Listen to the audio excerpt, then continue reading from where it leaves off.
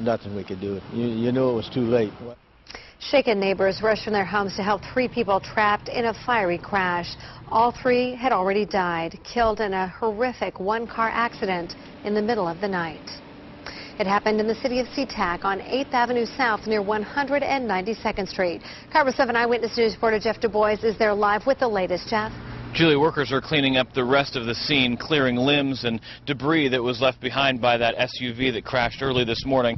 Just after the SUV was towed away from the scene about an hour ago, the mother of 2 of the victims came here. She was clearly in shock and was not ready to talk on camera, but she told me her son, age 30, and daughter, age 24, were in the SUV with a friend this morning, but she cannot imagine what may have caused this devastating crash.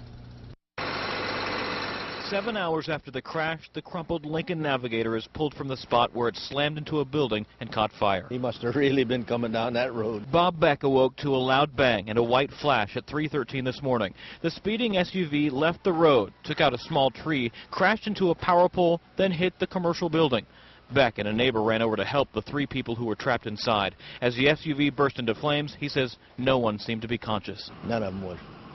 There was one, anyway, the one we was looking at, we could tell was not, and there was no help for him. So we just got away because the fire was getting too much. By the time I came out here, there was flames shooting up. Gloria Sadu was startled out of bed this morning too, but it was something moments before the crash that caught her attention. The thing that initially woke me up was the engine sound of the car, like it was racing.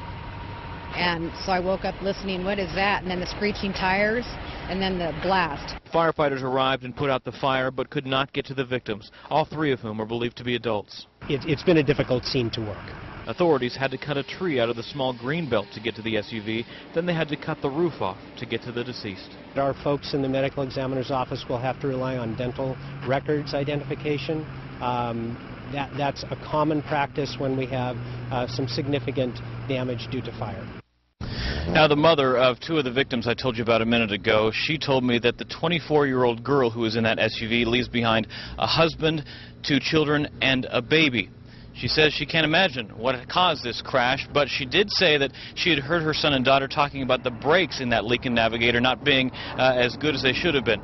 That's all part of the investigation. We're working to get more information from authorities, also from family members of the victims in this crash. You'll see the very latest tonight at 5 and 6 o'clock.